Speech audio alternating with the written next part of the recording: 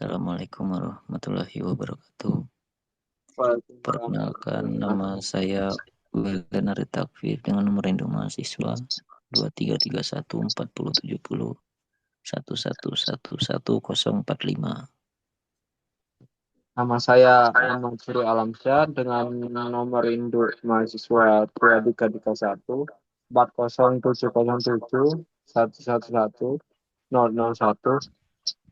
Dan saya Dava Putra Adi Pratama dengan NIM 2331407071111004. Jadi di sini kami akan mempresentasikan materi tentang keamanan cloud computing.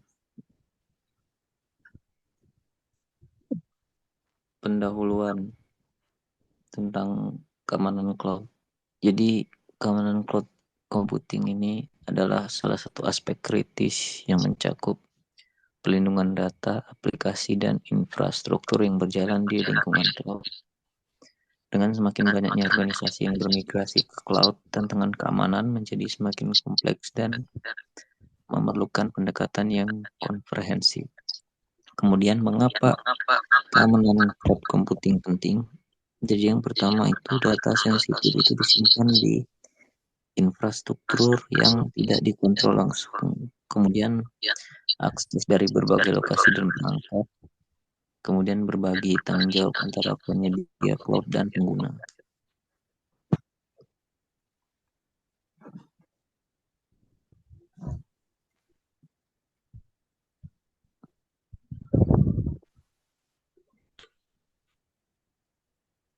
Oke, selanjutnya kita masuk ke jenis-jenis keamanan cloud. Yang pertama peretasan hacking, yang salah satunya yaitu serangan brute force pada potensial.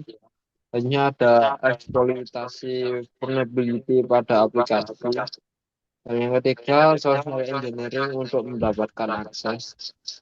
Yang kedua ada kebocoran data atau data layak atau data breach. Yang pertama ada konfigurasi keamanan yang salah. Yang kedua ada akses tidak tertoleransi ke database. Dan yang terakhir insider threat dari karyawan. Yang ketiga serangan DDoS atau Distribute Denial of Service, yaitu serangan yang membanjiri server dengan traffic palsu yang menyebabkan layanan tidak dapat diakses. Selanjutnya kita masuk ke enkripsi data dalam cloud. Ada dua di sini. Yang pertama enkripsi data saat transit, yaitu menggunakan protokol HTTPS atau TLS dengan menggunakan VPN untuk koneksi yang aman dan melindungi data yang bergerak antar sistem. Yang kedua ada enkripsi data tersimpan address. Pada address di sini menggunakan AES256 encryption untuk penyimpanan. Dan di sini dia mempunyai data encryption dan mempunyai juga file system encryption. Selanjutnya yaitu ada keamanan jaringan cloud. Yang pertama ada cloud firewall, yaitu network level filtering. Yang kedua ada application level protection. Dan yang ketiga yaitu web application firewall. Selanjutnya ada virtual private cloud. Yang pertama ada isolate network environment. Yang selanjutnya ada subnet segmentation. Dan yang terakhir ada network access control list. Selanjutnya ada monitoring dan juga login, yaitu real-time threat detection, lalu incident response automation. Selanjutnya masuk ke penyimpanan basis data dalam cloud. Penyimpanan basis data dalam cloud. Database cloud adalah layanan yang memungkinkan penyimpanan, pengelolaan, dan akses data melalui internet tanpa perlu mengelola infrastruktur fisik.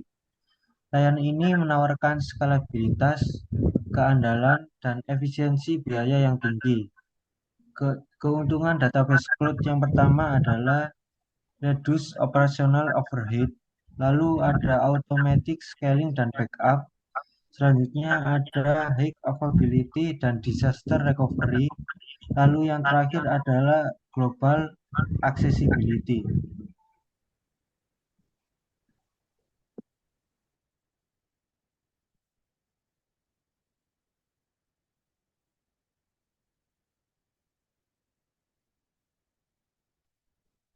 Oke, selanjutnya yaitu layanan database cloud utama. Yang pertama ada Amazon RDS atau Relational Database Service. Pada RDS sendiri mendukung MySQL, PostgreSQL, Oracle, dan SQL Server. RDS memiliki automate backup dan batching, dan RDS Amazon juga memiliki multi-S development untuk high availability. Yang kedua ada MongoDBL. Pada MongoDBL sendiri dia memiliki full managed MongoDB service. Yang kedua ada global cluster dengan auto sharding. Dan yang terakhir built-in security dan compliance.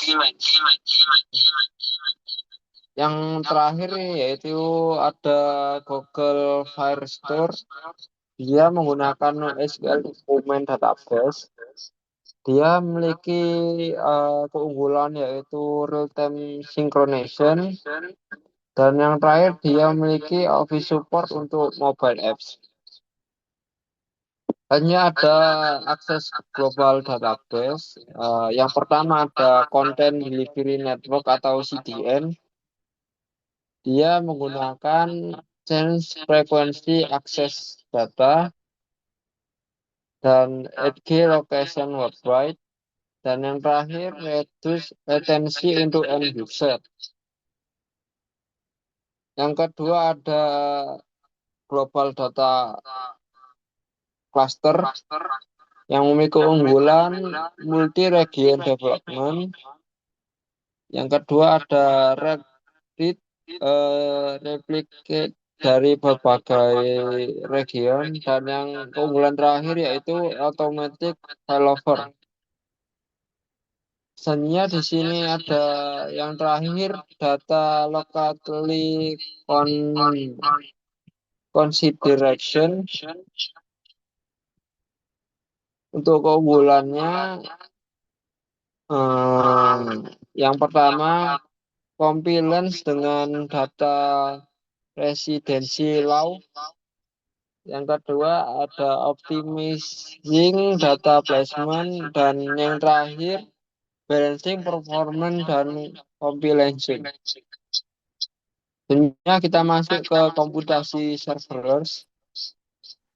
Komputasi serverless. Service computing adalah model eksekusi cloud computing di mana penyedia cloud menjalankan server dan secara dinamis mengelola alokasi sumber daya mesin.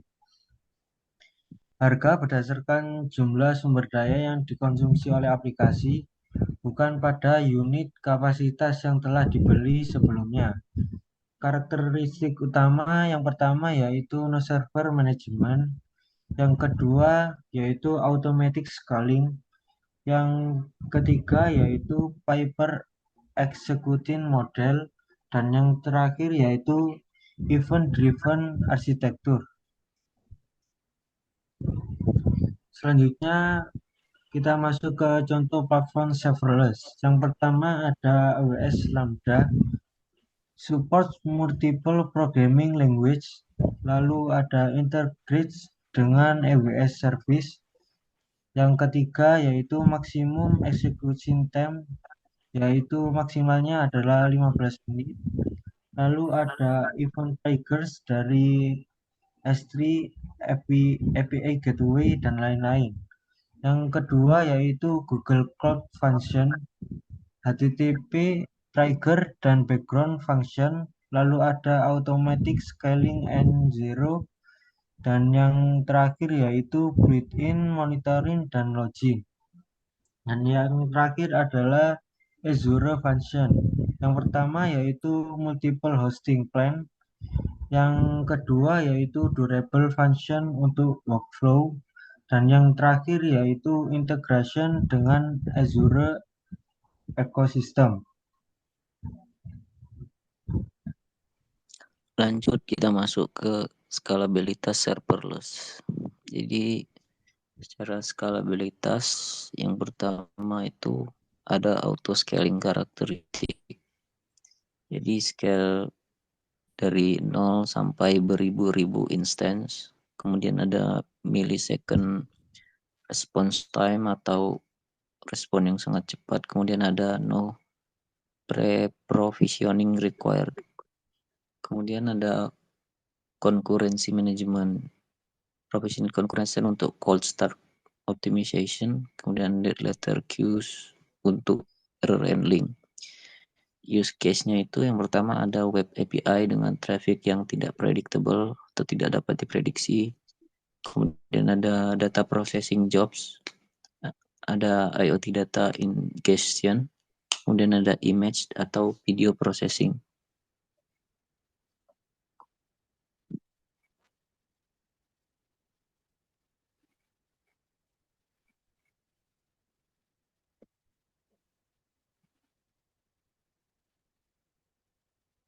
Next. Oke, selanjutnya kita masuk ke Big Data dan Analytics dalam code.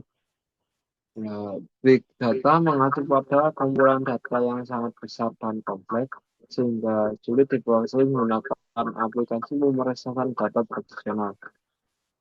Cloud computing menyediakan platform ideal untuk Big Data Analytics dengan stabilitas dan cost efisiensi. 5V dalam Big Data ya. Yang pertama ada volume, yaitu terabyte hingga petabyte data.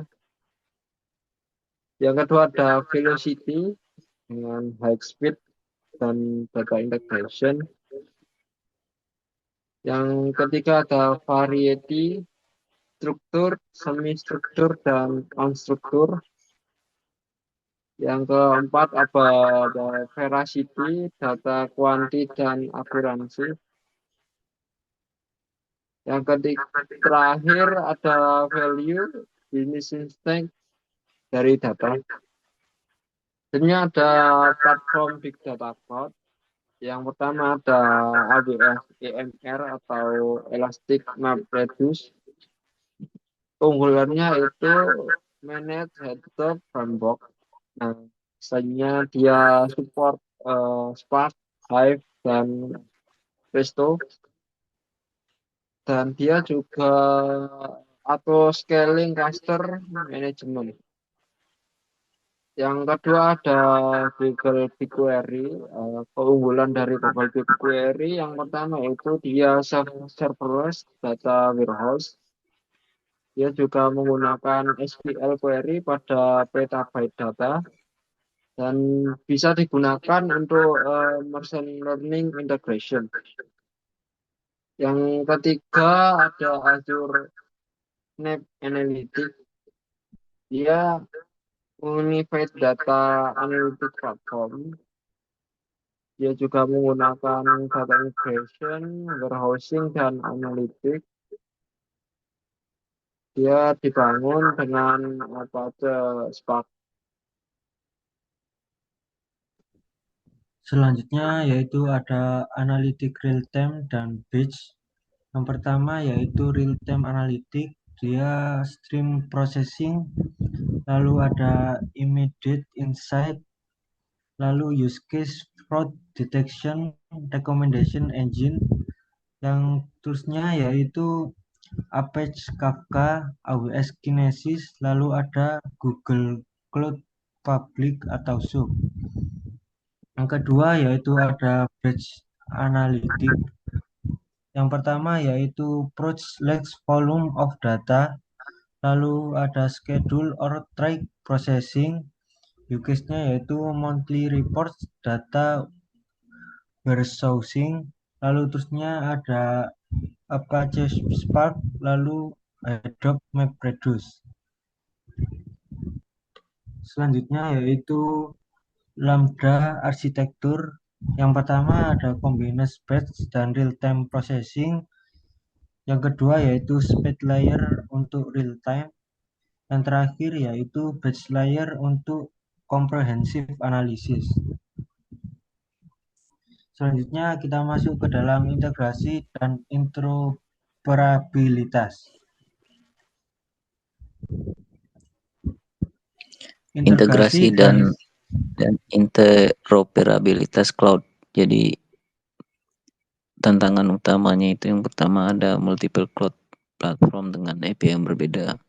Kemudian data silos across different system, kemudian security dan compliance complexity, vendor lock-in concerns. Kedua ada integration patterns, jadi point-to-point integrations, hub and spoke architecture, enterprise service bus atau ESB, microservice architecture. Kemudian bisnis benefitnya itu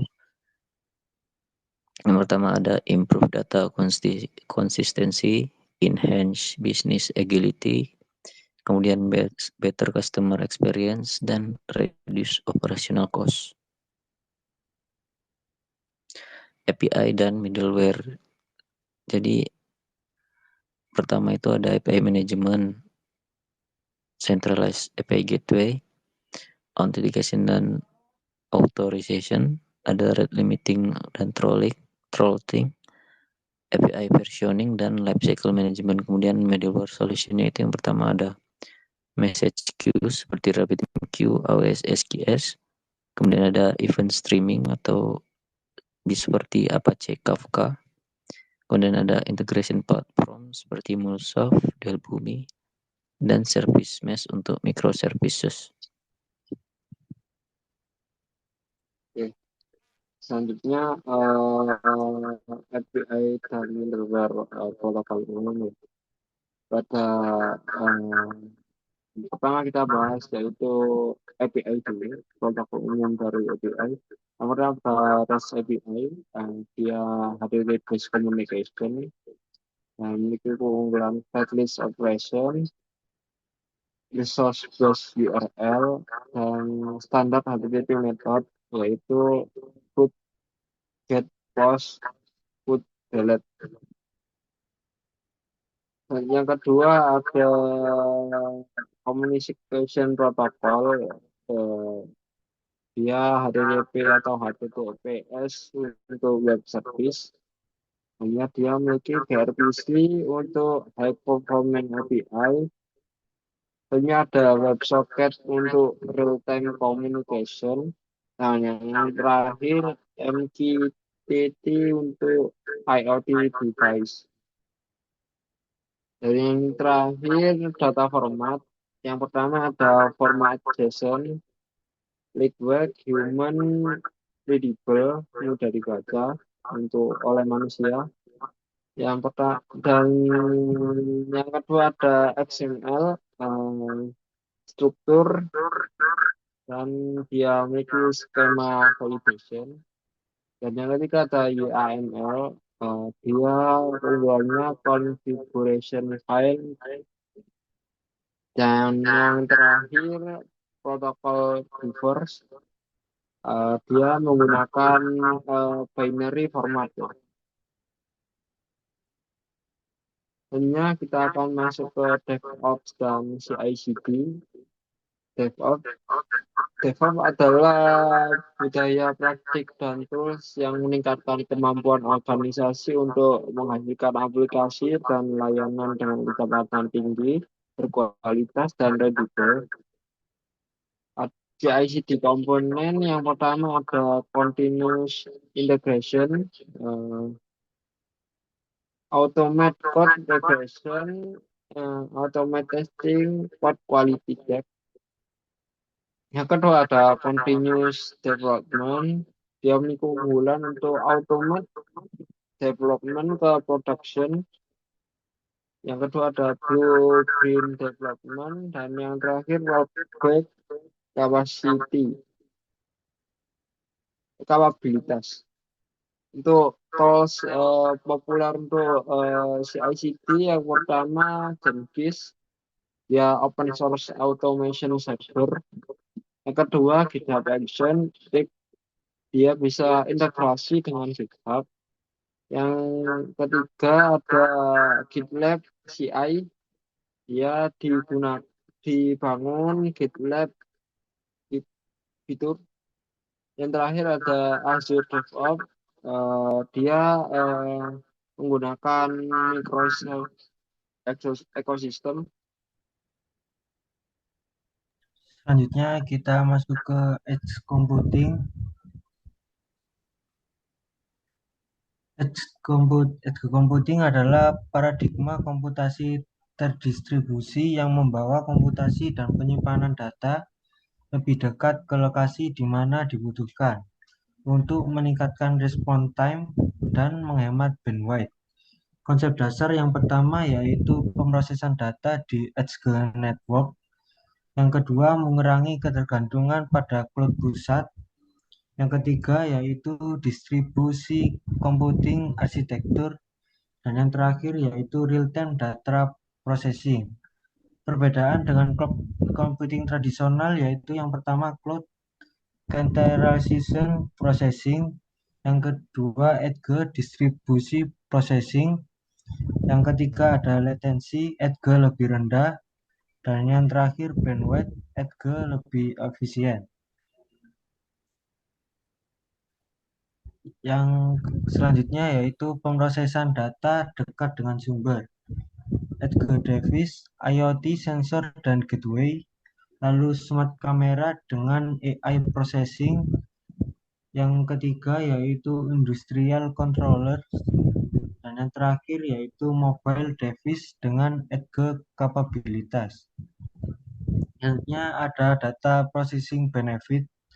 Yang pertama yaitu real-time decision making, lalu ada reduce data transmission cost, lalu yaitu improve privacy dan security, dan yang terakhir adalah offline fungsional.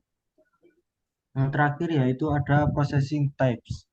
Yang pertama yaitu stream processing untuk real-time analysis, lalu ada machine learning inference, lalu ada data filtering dan batch processing, lalu yang terakhir yaitu local caching dan storage.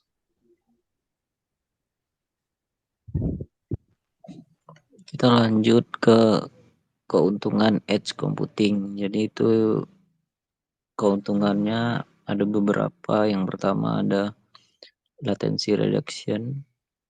Jadi response time-nya itu lebih cepat, sub-millisecond. Kemudian critical untuk autonomous system, improve user experience, dan real-time application support. Kemudian ada juga bandwidth optimization. Jadi datanya diproses di lokal dan desain hanya untuk insight. Kemudian ada reduce cloud storage cost, minimize network congestion, efficient use of network resource. Kemudian keuntungan ketiga ada cloud offloading.